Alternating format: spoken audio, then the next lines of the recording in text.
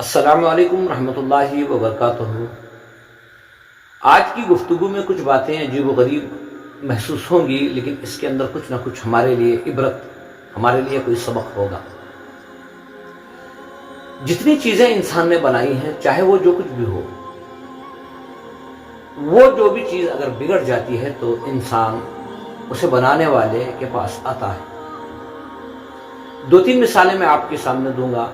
اگر آپ کا موبائل خراب ہو چکا ہے تو آپ موبائل میکینک کے پاس جائیں گے۔ نہیں، اگر آپ کی کوئی اسکوٹر خراب ہو گئی ہے تو آپ اسکوٹر میکینک کے پاس جائیں گے۔ نہیں، اگر آپ کی کوئی کار خراب ہو چکی ہے تو آپ کار کے میکینک کے پاس جائیں گے۔ اگر کسی کی کار خراب ہو جائے، اگر وہ موبائل میکینک کے پاس جائے تو وہ کہے گا یہ پاگل ہے۔ اگر کسی کی اسکوٹر خراب ہو جائے، اگر وہ کار کے میکینک کے پاس جائے تو وہ کہے گا کہ یہ کار کا گیریج ہے، آپ اسکوٹر میکینک کے پاس جائیں۔ یہی حقیقت ہے۔ جتنی چیزیں انسان نے بنائی ہیں وہ بگڑتی بھی ہیں، خراب ہوتی بھی ہیں، لیکن اسے بار بار سدھارا جاتا ہے، اور اسے سدھارنے والے بھی انسان ہوتے ہیں۔ لیکن ایک چیز ایسی ہے جسے انسان نے نہیں بنایا، وہ ہے انسان، انسان کا شریر، اس کا جسم، اس کے جسم کے اعضاء۔ میں آپ لوگوں سے یہ بات پوچھنا چاہتا ہوں، دنیا میں اگر کوئی بھی چیز خراب ہو جائے تو اسے درست کرنے کے لیے وہ انسان اس قسم کا علم رکھ کر اسے درست کر دیتا ہے، لیکن انسان کا جو جسم ہے وہ اللہ کی تخلیق ہے۔ اس میں اگر کوئی بگاڑ آ جائے تو کس کے پاس جانا درست ہے؟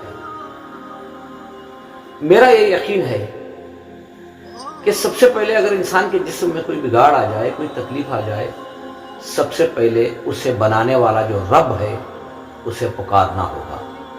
آج کل جو ڈاکٹر کہتے ہیں، حقیقت میں یہ پہلے حکیم ہوا کرتے تھے کہ جس کے پاس حکمت ہوتی ہے اسے حکیم کہا جاتا ہے۔ وہ حکیم بیمار کو تسلی کے لیے، کیونکہ وہ حکیم جانتا ہے کہ اس پر جو حال آیا ہے یہ اللہ ہی کی طرف سے آیا ہے، اسے دفاع کرنے والا بھی اللہ ہی ہے، لیکن اس مریض کے لیے کچھ دل کی تسلی کے لیے کچھ حوالہ کیا جائے، کچھ حوال کیے جائیں۔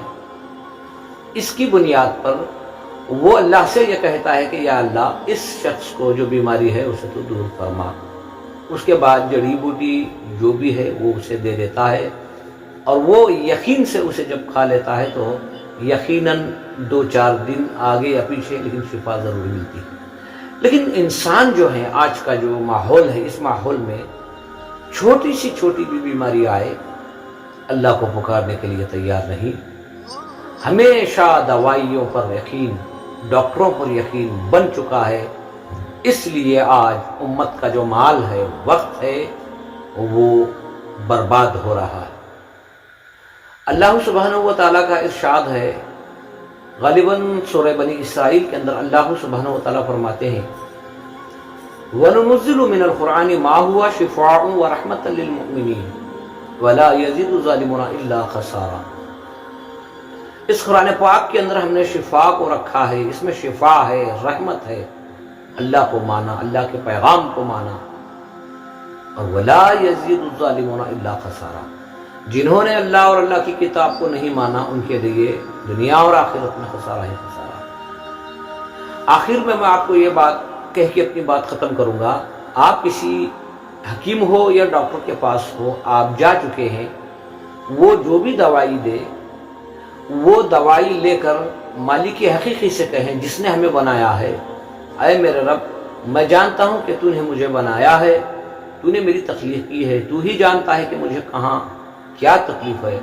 اے اللہ، تو ہر چیز پر قادر ہے، تو بیماری بھی بناتا ہے، تو شفا بھی بناتا ہے، تو رات بھی بناتا ہے، تو دن بھی بناتا ہے۔ یا اللہ، میں تجھ سے شفا کا سوال کرتا ہوں، اس دوائی کو ذریعہ بنا کر یا اللہ، جو بیماری میرے اندر آئی ہے، اے اللہ، اسے دور فرما اور مجھے شفا عطا فرما۔ تو یقیناً کہنے کا یہ مطلب ہے کہ جو چیزیں انسان نے بنائی ہیں وہ اگر بگڑتی ہیں تو انسان درست کرتا ہے، لیکن یہ ہمارا جو جسم ہے، ہماری جو باڈی، ہمارے جو پارٹس ہیں، وہ اللہ نے بنائے ہیں۔ اس میں کہاں کیا حال آیا ہے یہ سوائے اللہ کے کوئی نہیں جانتا۔ ہاں، جب بندہ صحت مند رہتا ہے، مالک کو یاد نہیں کرتا، اس کے جسم کے اعضاؤں کا شکر ادا نہیں کرتا تو اللہ تعالیٰ اسے پکڑتا ہے تاکہ وہ اس کے پاس جائے، کیونکہ وہ یہ جاننا ضروری ہے کہ اس جسم کو بنانے والی ذات کوئی اور ہے جس نے پکڑا ہے، اس وقت اسے وہ پہچان لے، اس لیے اللہ تعالیٰ حالات پیدا کرتا ہے۔